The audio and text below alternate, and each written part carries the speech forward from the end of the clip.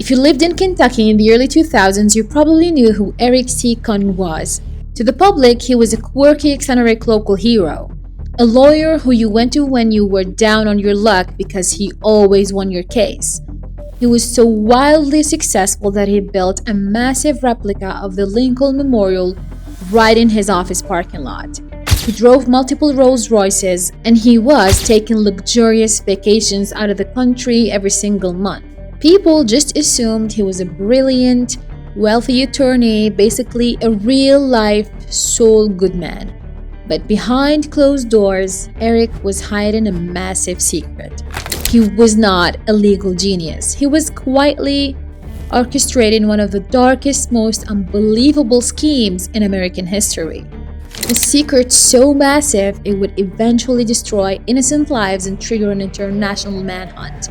This is the unbelievable true story of Eric C. Conn and how the whole thing came crashing down. Eric C. Conn is a 43-year-old attorney living in Kentucky. Specifically, he helps disabled people who can no longer work and get paid by the government. And bro is making a lot of money doing this. But there's a problem. He is incredibly greedy. The millions he's making just aren't enough, and he doesn't care if he has to scam the government to get more. So the opportunity comes in 2004. Eric gets a visit from a friend of his, a guy named Judge David Doherty. And Judge David Doherty tells him that he's in a bit of a pickle. He says his daughter was just caught buying cocaine from an undercover police officer and that he needs exactly $30,000 to make the problem go away. And in exchange for this favor, Judge David makes Eric a crazy promise. He promises to approve all of Eric's clients' cases.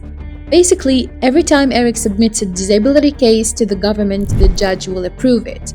No questions asked. Eric thinks this is freaking sweet. They have a deal. Eric gives him the money, and Judge David Doherty starts approving Eric's clients without even reading their files.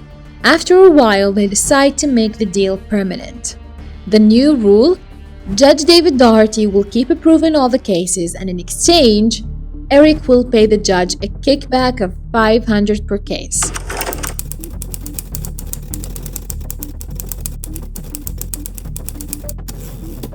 But in order for this scam to really work, Eric needs a doctor involved. You see, before a judge can approve a disability claim, a doctor has to sign off on it. So Eric goes online, tracks down a bunch of disgraced, desperate doctors and literally pays them to blindly sign off on disability claims. And just like that, the fraud factory is up and running. Client submits a form to Eric. Eric edits the form to make the client's medical condition look way worse than it actually is. His shady doctors sign it. Judge Dave Doherty approves it over and over and over again. Because his approval rate is basically 100%, word spread like wildfire. Eric C. Conn becomes the go-to lawyer for the disability checks. And you'd think a guy running a massive federal fraud scheme would try to stay low-key, right? Oh no. Eric absolutely loves the spotlight. He floods the state with billboards ads. He puts out these incredibly corny TV commercials. He even spends $400,000 to build a massive replica of the Lincoln Memorial and the Statue of Liberty right outside his office. And the craziest part is, the cheesy marketing works. He's pulling in millions. So what does a guy like Eric do with all this dirty money? He spends the absolute heck out of it. He buys multiple Rolls Royces, he buys mansions, he travels the world every single month. Ecuador, Thailand, Russia, Colombia, and while he's traveling, he's basically acting as the ultimate passport bro. He meets women, many of them much younger than him, and he marries them. Guys, this dude gets married more than 15 different times. He's out here living his absolute best life while he isn't.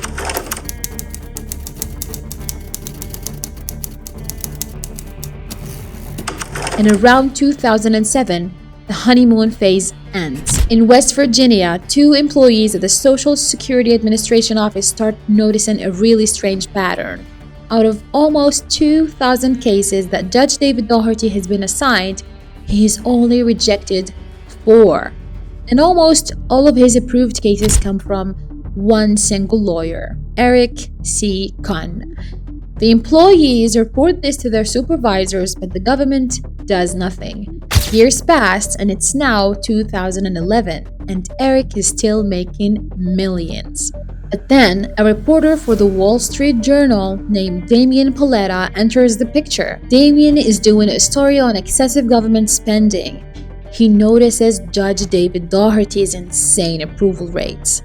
He tracks down those 2 whistleblowers and publishes a massive expose in the Wall Street Journal. Once the story drops, the US Senate is tipped off. The feds finally get involved and they begin uncovering the whole thing. The fake files, the bribed doctors, the kickbacks.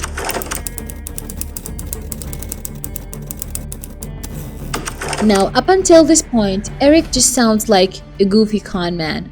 But this is where the story gets really dark, because this wasn't a victimless crime. When the government finally realized what was happening, they froze the disability benefits of thousands of Eric's former clients. Now, while some of those clients weren't on the scam, hundreds of them were actually genuinely disabled people who just went to the most popular lawyer in town, completely unaware he was a fraud. Overnight, innocent sick people lost their only source of income. They couldn't pay for their medicine, they couldn't pay their rent. Fallout was devastating, and tragically, several of his former clients actually took their own lives out of pure desperation. Eric C. Kahn didn't just steal money, he destroyed lives.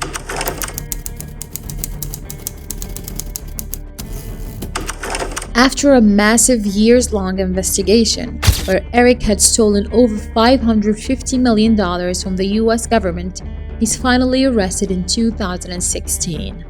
He takes a plea deal, and while awaiting sentencing, the judge puts him on house arrest. But Eric, our 16-time married Rolls-Royce driving fraudster, is not about to let himself rot in a cell. One day, he straight up cuts off his ankle monitor, goes on the run, and flees the country.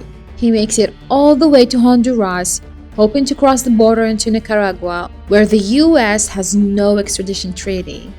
6 months go by, the FBI is hunting him, but he's vanished as a fugitive, until one fateful day, Eric is walking out of a local Pizza Hut in Honduras, and bam!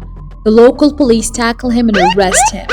Eric was extradited back to the US and sentenced to 27 years in federal prison. And as for this buddy, Judge David Doherty, he was arrested too, took a plea deal, and got sentenced to 4 years in prison, proving that no matter how good of a real-life Saul Goodman you think you are, the feds will always collect their tab.